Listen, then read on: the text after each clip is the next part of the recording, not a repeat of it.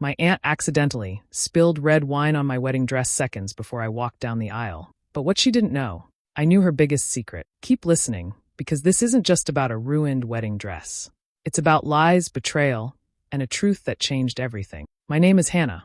I'm 27, and until that day, I thought nothing could ruin my wedding. I was marrying Ryan, the sweetest, most thoughtful man I've ever met. He proposed after 3 years of dating, and from that moment on, I started planning my dream wedding. Everything was falling into place. The venue, the flowers, the dress. I was surrounded by people I loved mostly. Then there was Aunt Karen. She's my mom's older sister. Always dressed perfectly, always had something clever to say, and always needed to be the center of attention. I used to think she was just a little dramatic. But once wedding planning started, she went from annoying to strange. At every dress fitting, she had something to complain about. That neckline doesn't flatter you. Or, don't you think something more classic would work? Even when everyone else loved my dress, she'd frown and say, "It's fine, I guess." Then she tried to suggest her daughter Lily should be my maid of honor, even though my best friend Tessa has been like a sister to me since we were 5. At first, I brushed it off. Maybe she was just being over-involved. But something felt off. Like she wasn't just being critical, she was trying to control things, or mess with them. Still, I focused on what mattered. Ryan and I were happy. The big day came, and it was beautiful. The venue was glowing, my friends were buzzing with excitement, and my dress, the one Karen hated, looked even better than I'd imagined. I was standing in the bridal room, just moments before walking down the aisle. My mom was adjusting my veil, my makeup artist gave me a last little touch-up, and Karen walked in holding a glass of red wine. Red wine. I didn't even have time to react. She said, "Oh no," and stumbled forward. The glass tilted. Red wine splashed across the front of my dress, deep, dark stains right over the lace. Gasps filled the room. My mom screamed. People rushed to grab towels, blotting and panicking. Karen stood frozen, muttering how sorry she was. But I didn't say a word. I just stared at her. I didn't cry. I didn't scream. Because at that moment, I wasn't thinking about the ruined dress. I was thinking about what I found the night before. The thing that made everything suddenly make sense. A few weeks before the wedding, things started to feel weird, but I couldn't quite explain why. We were staying at my parents' house for a family dinner one weekend, and everyone was relaxed, chatting, laughing, pouring wine. I got up to grab a jacket from the guest room, and as I passed the hallway, I heard Aunt Karen's voice. She was on the phone, low, hurried, and tense. "He can't find out now," she said. "Not with the wedding this close." I froze. She didn't know I was there. I didn't hear who she was talking to, but her voice sounded scared, or maybe nervous. She hung up quickly when she heard footsteps nearby and came back to the dining table like nothing happened. I pretended I didn't hear anything. After that, I started noticing things, little things. She kept saying odd things about Ryan. Once, when he stepped out to take a call, she leaned toward me and whispered, "Are you sure he's ready for this? Guys can get cold feet, you know." I brushed it off, but then she said something even stranger. "Wouldn't it be funny if you found out he wasn't as perfect as he seems?" I laughed, unsure how to respond, but something about her tone made me uneasy. A few days later, I saw her at a small cafe in town. I almost waved to say hi, until I noticed she wasn't alone. She was sitting across from a man I instantly recognized, Greg. He's my best friend Tessa's dad, and very much married. They weren't just chatting either. Karen had her hand on his, and they were leaning in close, speaking in low voices. She looked around nervously more than once. I ducked out before she saw me. I told myself it could be innocent. Maybe they were old friends? But that excuse didn't sit right with me, especially not after what I heard her say that night on the phone. Later, Lily, Karen's daughter, came over to help with wedding favors. We were sitting on the floor, tying little ribbons onto jars, and she casually said, "Mom's been going on so many business trips lately. It's weird because she's never had this many before." I asked her where her mom went. She shrugged. "She never says. Just tells me not to ask questions." That's when it really hit me. Something was going on, but I didn't know what. Not yet. So I stayed quiet. I watched, and I waited. The wedding was only minutes away. I stood in the middle of the bridal suite, staring at the deep red stain splashed across the front of my white lace gown. It spread like a wound, ugly, sudden, and loud in a room full of gasps and panic. My mom, Diane, rushed toward me, grabbing tissues, dabbing gently. "We can fix this." "It's okay, baby, we'll fix it," she kept repeating, her hands shaking. Karen stood a few feet away, still holding the empty glass, her face twisted into something that was supposed to look like shock. "Oh my God, Hannah, I am so sorry. I tripped. This carpet is terrible." I turned slowly to look at her. She gave a small, tight smile, like she was trying to seem innocent, but forgot how emotions work. Her eyes flicked down to the stain, then back up to my face, and for the tiniest second, I swear I saw it. Satisfaction. A flicker of it, just under the surface. Ryan came running in a moment later, having heard the chaos from down the hall. His eyes landed on the dress, then on me. "Hannah, what happened? Are you okay?" Before I could speak, Karen chimed in, her voice sweet but just a little too loud. "It's nerves, Ryan. Some brides just aren't ready for commitment. I'm sure it's not a big deal." Ryan looked at her like she was made of glass, and he was 1 second from shattering her. "That's not funny." He turned to me and stepped closer. "I'll wait all day if I have to. We don't need a dress. We don't even need a venue. I just want you." My throat tightened. I nodded, but tears had already started falling. My mom and Tessa pulled me into the dressing room to get me out of sight while they figured out what to do. Someone was already calling a boutique nearby to try to find a backup dress. I sat down shaking. It wasn't just the ruined dress or Karen's smug tone. It was everything. All the little pieces that had been piling up for weeks. The weird comments, the cafe meeting, that phone call. And then I remembered. Last night, after Lily left my place, I'd cleaned up our mess of ribbons and tape, and I noticed she'd forgotten her flash drive in my bag. Curious, I plugged it into my laptop, thinking it had wedding stuff on it. It didn't. Instead, I found a folder of email drafts, all from Karen. One of them was titled Delete ASAP. Inside were messages between her and Greg. Steamy, secretive, gross. Attached were photos. Hotel rooms. Kisses. One of the emails even warned Greg to get rid of the pictures before someone finds out. Too late. I had them now. All of it. And suddenly, I wasn't just the bride with a ruined dress. I was holding a match. It happened 3 nights before the wedding. Lily had come over to help me finalize seating charts. We were both exhausted, surrounded by empty coffee mugs and half-eaten snacks. Around midnight, she passed out on my couch. Her laptop was still open on the dining table, screen glowing softly. I walked over to close it, planning to tuck it into her bag, but something caught my eye. An email draft was open. The subject line read, "Delete this." The name on the account was Karen's. I didn't mean to snoop, but the subject, the timing, the weird gut feeling I'd been carrying, it pulled me in. I hesitated for a second. Then I leaned in and read the message. It said, "Greg, get rid of the photos. I'm serious. If anyone finds out, especially this week, we're both screwed. I can't have this explode with the wedding so close. Handle it. Now."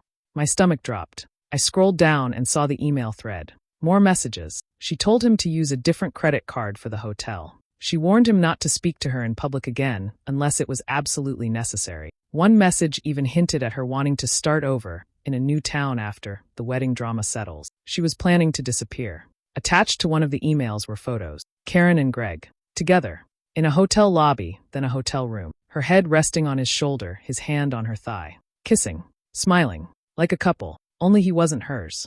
And she wasn't single. I quickly copied everything to my own flash drive and closed the laptop. My hands were shaking. Lily didn't stir on the couch.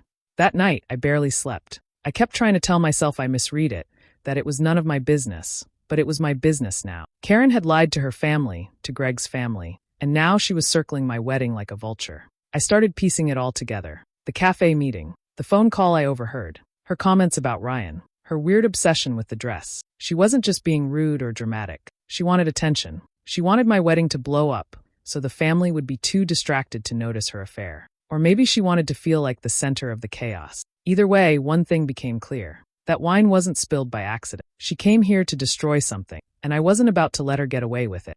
The room had gone quiet now. The panic had faded into whispers outside the dressing room door. I stood in front of the mirror, my dress stained and wrinkled, my makeup smudged, my hands cold. But my mind? Crystal clear. I could still hear Karen's fake apology echoing in my ears. I could still picture the smirk she'd tried to hide when the wine hit my dress. And worse, I could still see those emails, the ones that showed just how deep her lies went. All of it sitting on a little flash drive tucked into my bag. I had 2 options. Walk out, act like nothing happened, fake a smile for the guests, and let Karen go on pretending she hadn't just tried to sabotage the most important day of my life. Or, I could end it. As I stared at myself, trying to picture walking down the aisle in a backup dress, pretending everything was okay, Tessa came in. She paused, then gently closed the door behind her. Her eyes met mine through the mirror. "You okay?" she asked softly. I shook my head. "No, but I know what I need to do." She stepped closer, placing a hand on my shoulder. "Talk to me." So I told her everything. The flash drive, the emails, the photos, the plan Karen had to vanish after the wedding, like dropping a bomb and walking away from the smoke. Tessa listened without interrupting. And when I finished, she just nodded. "This is still your day," she said, voice steady. "But if you're gonna blow it up, make it worth it." We both stared at each other, and then we smiled, not out of happiness, but with the kind of fire that comes when you know the truth and you're done letting people walk over. We started planning right there, in a room full of tissues, hairspray, and betrayal. The wedding would go on. I'd walk down the aisle. I'd marry Ryan. Nothing would be taken from me. But the reception? That would be the moment Karen never saw coming. Tessa got to work fast, contacting the venue tech to arrange a quick, surprise presentation during the toasts. I slipped the flash drive into her hands and told her which files to use. We kept our voices low, calm. No one suspected a thing. My mom returned a few minutes later with a backup gown from a local boutique. Not the one I dreamed of, but beautiful in its own way. As I changed into it, I felt the stain of the old dress still on my skin. But it didn't hurt anymore, because I wasn't walking out there as a victim. I was walking out as someone ready to take her moment back and show the world exactly who Aunt Karen really was. The ceremony went on like a dream, at least on the surface. I walked down the aisle in the backup dress. It wasn't the one I'd imagined, but somehow it felt stronger. Like armor. Ryan's eyes locked on mine as I reached him, and I could tell he knew. Something had shifted, but he didn't ask questions. He just squeezed my hands and whispered, "You're here. That's all that matters." We said our vows. The guests clapped and cheered. Cameras flashed. To anyone watching, it looked like the perfect wedding. But I knew the real show hadn't started yet. At the reception, people mingled with drinks, complimented the flowers, and told us how perfect everything was. I smiled and nodded, keeping my cool while my heart thudded in my chest. Tessa stayed close. She gave me a small nod when the projector was ready. Everything was in place. After a few speeches, Ryan's dad, my mom, Tessa, it was my turn. I stood and took the mic, the crowd quieting. "Thank you all for being here," I started, my voice calm. "Today has been a celebration of love, of trust, of family." I paused. "But it's also been a day where I learned what betrayal looks like." A few confused murmurs rippled through the room. I continued. "Before I married the love of my life, someone tried to sabotage this day. Not by accident, but on purpose. And while I could have let it slide, I realized something important. Truth deserves a spotlight too." I gave Tessa the cue. The lights dimmed slightly. The projector behind me flickered on. Gasps echoed across the room. On the screen appeared the first email, Karen's words to Greg. "Get rid of the photos. I can't have this explode with the wedding so close." More gasps followed as images appeared, Karen and Greg in a hotel lobby. Kissing, laughing, holding hands in a room clearly not their own. My voice stayed steady. Some people will go to great lengths to protect their secrets.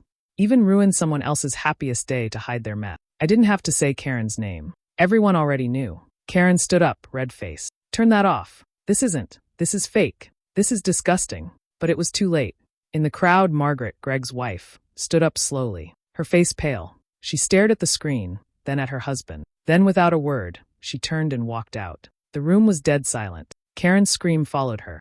The silence after the last photo disappeared from the screen didn't last long. Margaret spun around and faced Greg. Her hands were trembling, her eyes wide with betrayal. "How long?" she whispered, her voice sharp and cold. Greg opened his mouth, stammering, "Margaret, please let me explain." She slapped him across the face, so hard the sound cracked through the reception hall. Gasps flew across the room again. He stumbled backward, humiliated, holding his cheek. "You disgusting liar," she snapped, voice shaking. "You brought me here. To this." Without another word, Margaret turned and walked out of the hall. Her heels echoed across the marble floor, and no one dared follow her. Greg tried to go after her, but two of his adult sons blocked his way. He was done. Then Karen lost it. She stood from her seat, face red, eyes wild. "You think this is justice?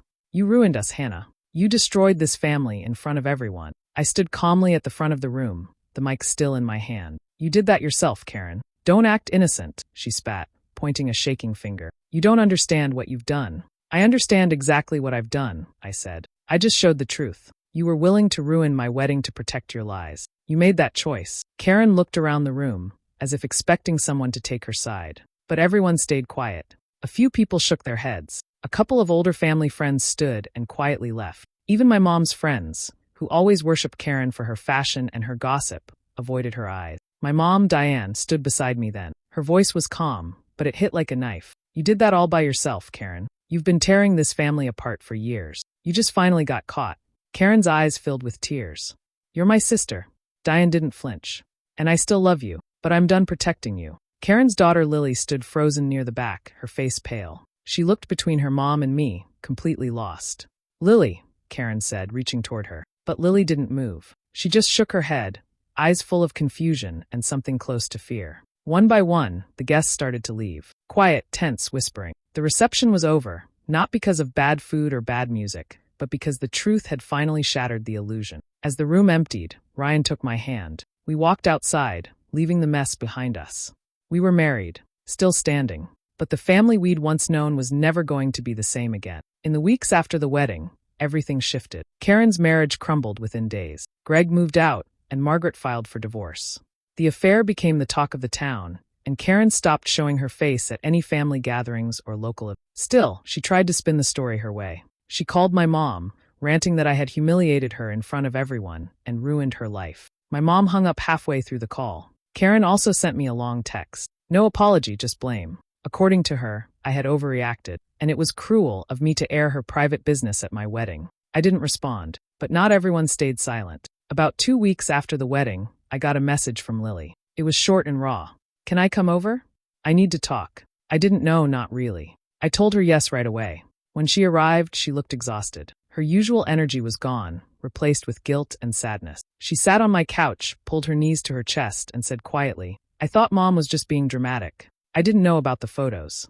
I didn't know about the hotel. She told me Greg was just an old friend. I nodded, letting her talk. She said you twisted it. But when I saw everything, I just kept thinking, how could she do that to you? I took her hand and squeezed it gently. It wasn't your fault. We sat in silence for a while before she finally cried. Real tears, not drama. And for the first time in years, we felt like cousins again, not just two girls stuck in the middle of a messy family. Later, my mom came by. She hugged me longer than usual, eyes misty. I should have seen it sooner, she said. I kept making excuses for Karen. I didn't want to admit she could be that selfish. It's okay, I told her. She fooled a lot of people. From that point on, the air around our family changed. Some people still didn't know what to say, but others finally started opening up, admitting they'd noticed things about Karen for years, but never wanted to speak up. It wasn't easy, but it was honest. And after everything, that honesty finally felt like a clean breath after a storm. Painful, yes, but real. A few weeks later, the wedding photos arrived. I opened the package slowly, unsure of how I'd feel. I wasn't expecting much. Honestly, I thought seeing the pictures would just bring everything back, the stain, the anger, the chaos. But when I flipped through them, I was surprised. There it was, a photo of me in the backup dress, standing in the golden evening light, holding Ryan's hands, eyes locked on his. My smile wasn't forced. It was real. Somehow, in the middle of all the mess, we had found something unshakable. I stared at that photo for a long time. That moment wasn't about the dress, or the flowers, or the guests. It was about us, about the way Ryan never let go of my hand, even when everything around us cracked open. Later that night, we sat on the porch, wrapped in a blanket, sipping tea. The air was cool, the stars bright. Ryan looked over at me and said, "You know, we could leave, move somewhere quieter, start fresh." I smiled. "You mean away from the circus?" "Exactly," he said, grinning. "Somewhere no one knows about Aunt Karen." It was a tempting thought. And not just because of Karen. We'd spent our whole lives surrounded by people who thought they knew everything about us. But now we were different. We'd been through fire, and we were still here. We didn't make any decisions that night, but it planted a seed. A week later, we invited a few close friends and family over for dinner. Just the people who had stood by us. Tessa, my mom, Ryan's sister, and a couple of old friends who'd helped clean up after the chaos. The dinner was simple. Homemade pasta, candles on the table, soft music playing. We didn't talk about Karen. We didn't have to. We just laughed, passed plates around, and toasted to love, the real kind, not the pretend kind people fake to protect secrets. At one point, I looked around the table, watching everyone's faces glow in the warm light, and I realized something. The wedding wasn't ruined. It was purified. Everything fake had been stripped away. What remained was real, trust that had been tested, love that had been challenged and survived. I used to dream of a perfect wedding. The kind you see in magazines, with flawless dresses and smiling families and no drama. But that's not what I got. I got truth. I got people who showed up for me when it counted. I got Ryan. And in the end, that was more than enough. 1 year later, everything looks different, in the best way. Ryan and I are expecting our first baby. We found out a few months ago, and when we saw that tiny heartbeat on the screen, all the noise from last year just faded. It was like the world finally gave us something untouched by drama, pure and full of promise. We didn't end up moving towns, but we did move houses. A little farther out, quieter, more room for a nursery and lazy Sunday morning. Ryan built a bookshelf in the baby's room with his own hand. I painted the walls soft green. Peace at last. As for Karen, she's still around technically, but she's no longer part of our lives. Most of the family has distanced themselves from her too. It's not because of hate. It's just boundaries. Some people never change, and you learn the hard way that protecting your peace means letting go. She tried reaching out once, right after the holidays. A text that just said, "I miss my family." I didn't reply. Lily, though, is thriving. She got into her dream college and moved out a few months after everything went down. We talk often, texts, phone calls, sometimes late-night video chats when she's stressing over finals. She came over last weekend just to sit on my couch and eat popcorn while helping me fold baby clothes. Before she left, she hugged me and said, "I know it was messy, but thank you. You showed me what it means to stand up for what's right. I don't want to be like her." That meant more than she'll ever know. And as I sit here now, looking out the window at the backyard where Ryan's planting flowers and the wind's gently moving the laundry line, I feel something I wasn't sure I'd feel again. Stillness. Gratitude. Life didn't turn out how I thought it would. My wedding wasn't flawless. My family isn't picture perfect, but the truth has a funny way of clearing the path. Now there's room for only the people who show up with honesty, who love without conditions, and who stay even when things get hard. Sometimes the worst betrayal gives you the clearest vision of who deserves to stay in your life. And for me, I wouldn't change a thing. What about you? Would you have exposed the truth like Hannah did, or kept the peace for the sake of family? I'm really curious to hear your take, so drop your thoughts in the comments below. And if you like hearing real, messy stories like this one, hit that subscribe button and turn on the notifications so you don't miss the next one.